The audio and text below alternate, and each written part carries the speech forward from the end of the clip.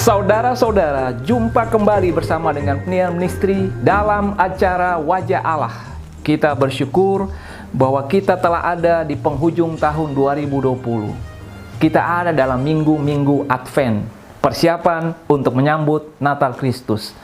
Dan dari berbagai cerita, dari berbagai belahan dunia, dikumpulkan dari berbagai sumber, kami kembali hadir untuk menginspirasi Anda lewat kisah-kisah yang mendorong Anda untuk mendengarkan kisah ini dan merasakan sentuhan kasih Allah, kemurahan Allah, bahkan menyegarkan kembali jiwa Anda.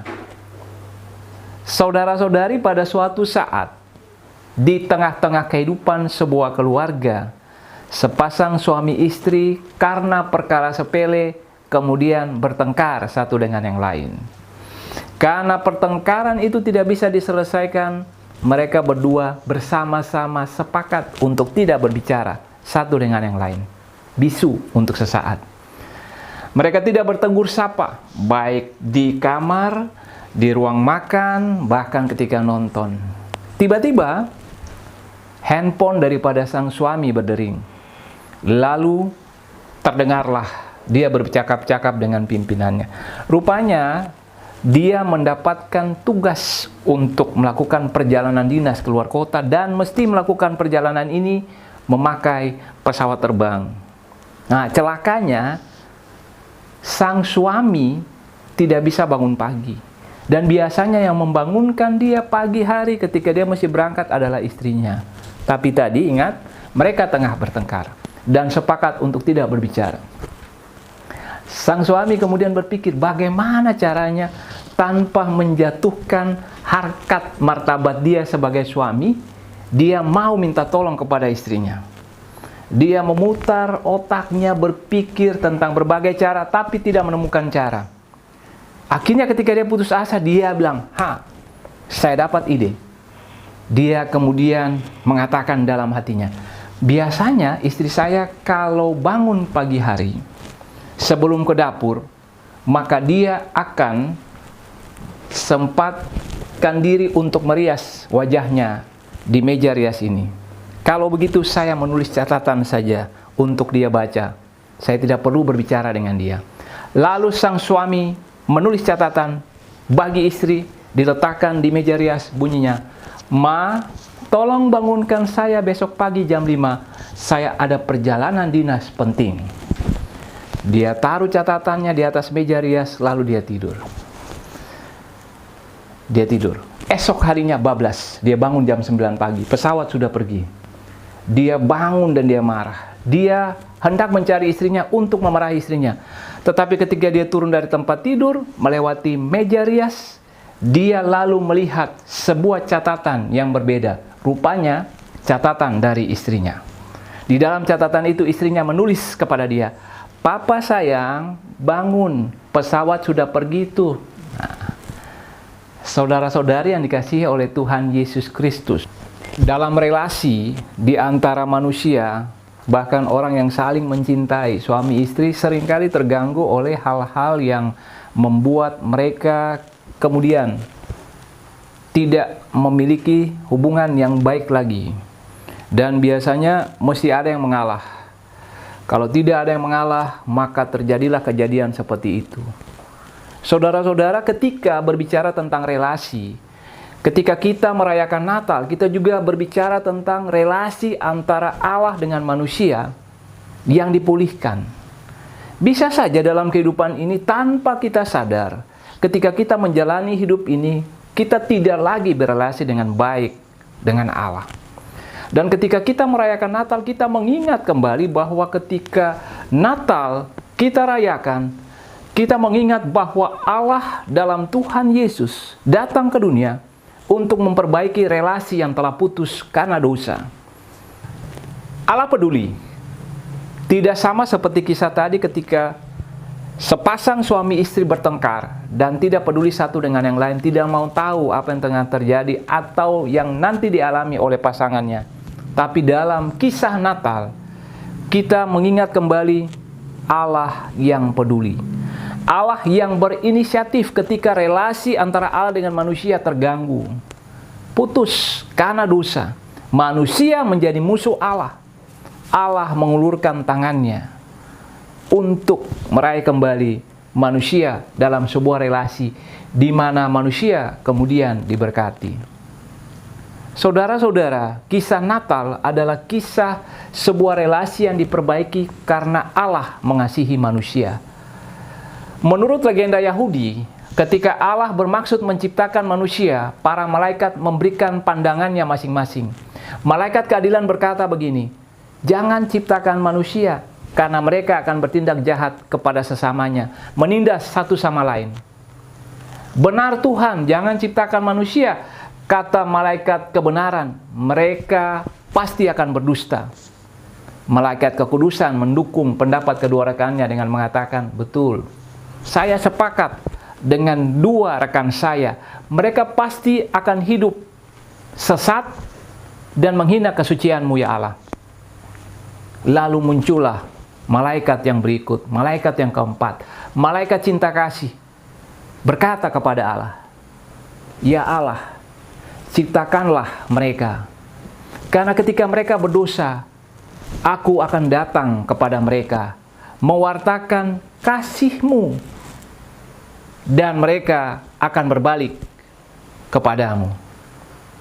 Alkitab mencatat bahwa begitu banyak tindakan kasih Allah untuk menyelamatkan manusia.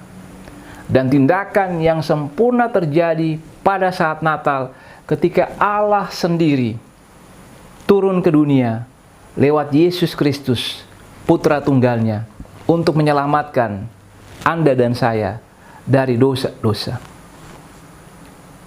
Natal adalah saat di mana kita mengingat bahwa kita telah diperdamaikan. Kita diperdamaikan dengan Allah lewat anaknya Yesus Kristus. Sebelum itu kita adalah musuh Allah. Relasi kita dengan Allah adalah musuh. Kita bukan siapa-siapa karena dosa.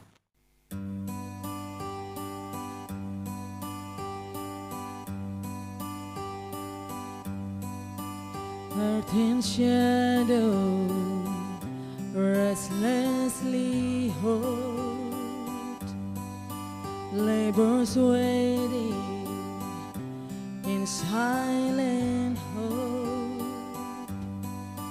for the promise it longs to know what heaven holds.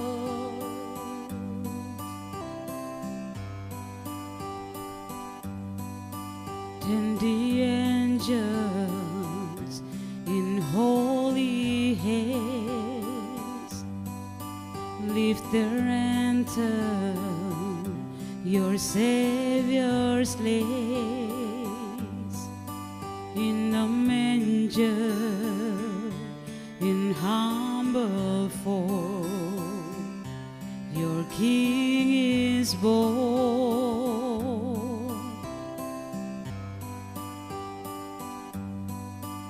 How the Prince of Heaven comes, angel choirs on the call, for this babe wrapped in the cloud is the incarnate Word of God. All the kingdom and its power resting now in this child, Prince of Heaven, Jesus, hope of the world.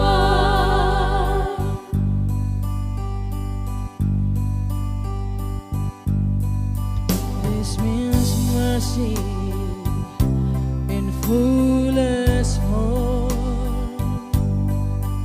loving kindness forevermore. Son of David and Son of God is Christ the Lord.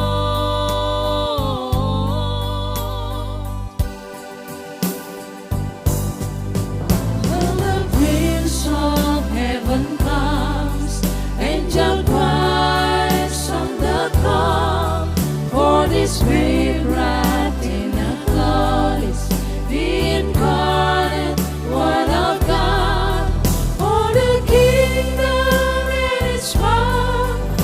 resting now in this child, Prince of Heaven, Jesus, home of the world.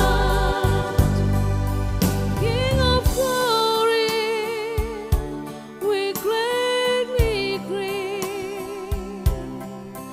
Very wonder and majesty, forever worthy, the earth will sing. O Prince of Heaven, we worship Thee. King of glory, we gladly greet. Born in wonder and majesty, forever worthy, the air will sing. O Prince of Heaven, we worship Thee. Can know Him, this Prince of Peace, in light of mercy, confess our sin, lay our burdens at Jesus' feet, and with gladness sing.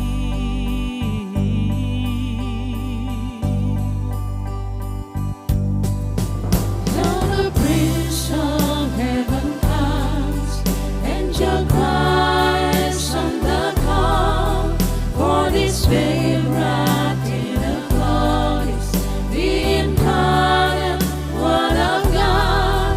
All the kingdom and its power resting now in this child, Prince of Heaven, Jesus, home of the world. Prince of Heaven, Jesus, home of the world.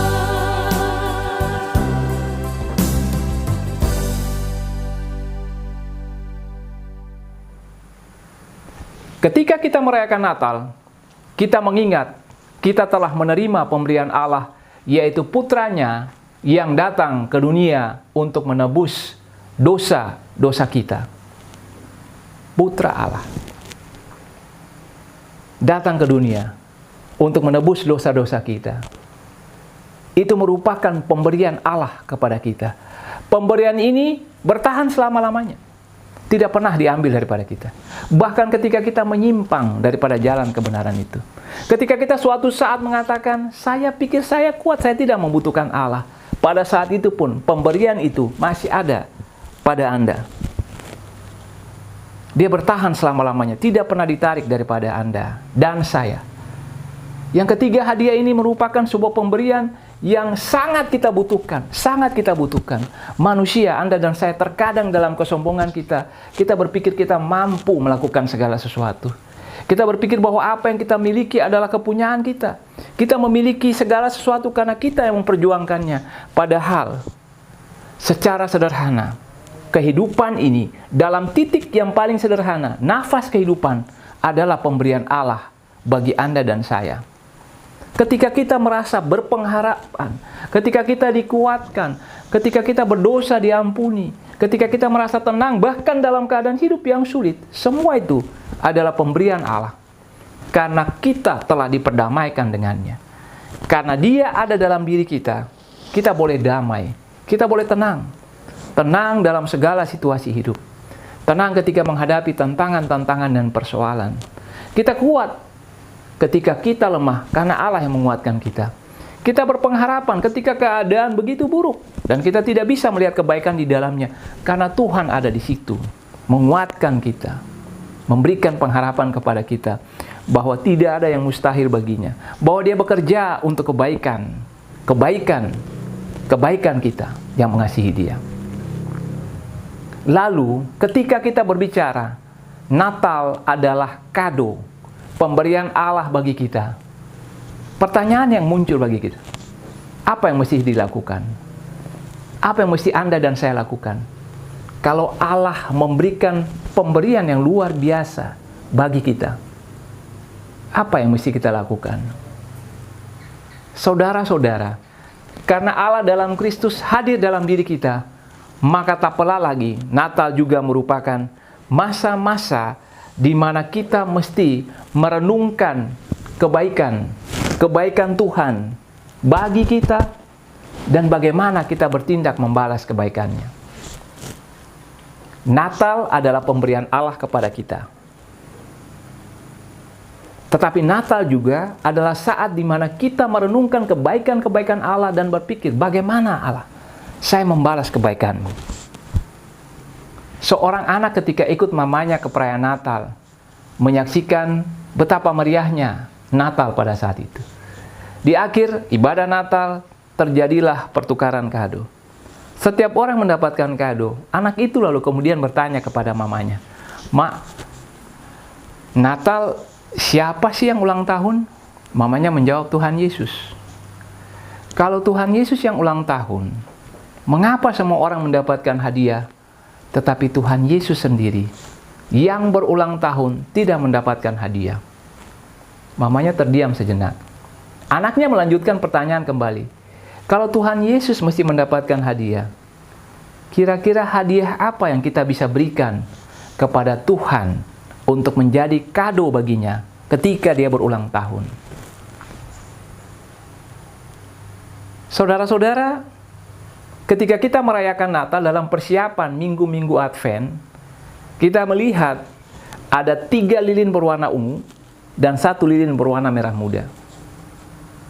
Warna ungu melambangkan sikap sesal, pertobatan yang mengarah kepada perubahan hidup. Jadi ketika anak itu tadi bertanya, apa yang bisa kita berikan kepada Tuhan Yesus sebagai kado Natal? Maka hal yang paling penting adalah sebuah perubahan hidup. Ketika Allah ada dalam hati kita, pasti terjadi perubahan. Ketika Allah memerintah dalam hati kita, pasti ada hal-hal yang diubahkan. Sama seperti tadi saya katakan, ada kekuatan yang baru. Ada keinginan untuk berdamai dengan orang lain. Ada keinginan untuk melakukan hal-hal yang baik dalam hidup ini. Perubahan. Berbicara tentang Natal sebagai sarana kita berubah karena kasih Allah. Sebuah keajaiban yang terjadi di hati orang-orang yang merayakan Natal. Maka saya suka mengutip salah satu kisah dalam buku My Favorite Christmas yang mengisahkan tentang beberapa orang yang merantau dari timur ke dalam hutan belantara di Kalimantan sebagai pekerja di sebuah pabrik penebangan kayu. Mereka adalah orang-orang yang ketika di tempat mereka berasal adalah Kristen KTP.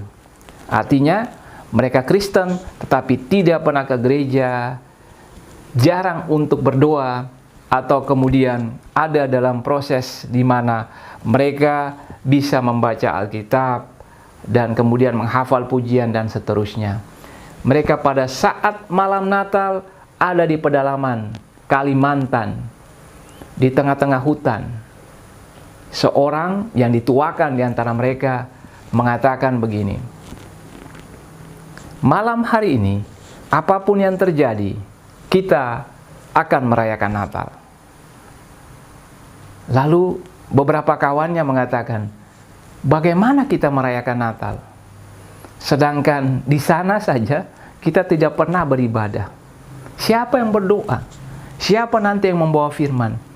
Bagaimana kita melakukan nyanyian pujian Natal sehingga kita bisa bersama-sama merasakan suasana Natal karena kita tidak menghafal pujian?"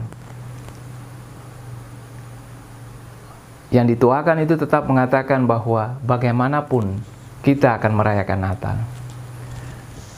Saudara-saudara, yang terjadi kemudian adalah bahwa mereka merayakan Natal di luar daripada pemikiran kita atau kebiasaan kita. Natal dengan makanan yang enak, ada pembakaran lilin, pembacaan nats, musik yang indah mengiringi, ada pontrang. Tidak ada semua itu ketika mereka merayakan Natal di pedalaman hutan di Kalimantan. Tapi yang luar biasanya adalah bahwa Natal yang mereka rayakan adalah kekuatan Allah yang mengubah hati mereka. 4 orang itu kemudian menjadi perintis sebuah jemaat baru di pedalaman Kalimantan.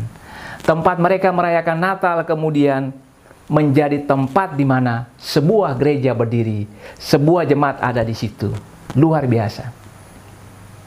Karena bukan pendeta, bukan misionaris, bukan pelayan yang telah mempersiapkan diri yang ada di sana untuk merintis sebuah jemaat, tetapi orang-orang sederhana yang dulu malah tidak pernah ke gereja, tetapi karena Natal, Yesus menyentuh hati mereka, mereka berubah dan menjadi pribadi-pribadi yang justru memberitakan Kristus di tengah-tengah hutan belantara di Kalimantan. Itulah yang dikatakan bahwa Natal juga merupakan peristiwa di mana Allah mengubah hati kita. Saya percaya ketika kita mendengarkan kisah-kisah ini, kita juga merasakan sentuhan hati Allah dalam diri kita. Saya tidak tahu bagaimana Roh Tuhan berbicara kepada saudara-saudari yang menyaksikan tayangan ini. Bagaimana Allah ingin kita berubah. Tetapi saya percaya perubahan apapun yang Dia kehendaki, Dia inginkan terjadi dalam hidup kita adalah demi kebaikan kita. Demi kebaikan kita. Karena Dia sangat mengasihi kita. Natal adalah Allah datang ke dunia, memperbaiki relasi yang rusak. Ketika cinta kasih-Nya diberikan kepada kita, ada perubahan dalam hidup kita. Perubahan yang justru mendatangkan kebaikan dalam kehidupan kita. Hari ini, bila Anda merasakan bahwa Roh Tuhan berbicara, Spirit, semangat Natal itu berbicara dalam hati tentang hal-hal yang mesti dilakukan, hal-hal yang mesti diubah, lakukanlah itu. Semua itu untuk kebaikan Anda. Tuhan memberkati kita semua. Kita akan berjumpa kembali bersama dengan penyiar misteri dalam acara Wajah Allah. Kamu dapat, kamu bisa, karena Allah mengasihimu. Sampai jumpa kembali. Tuhan Yesus memberkati. Shalom.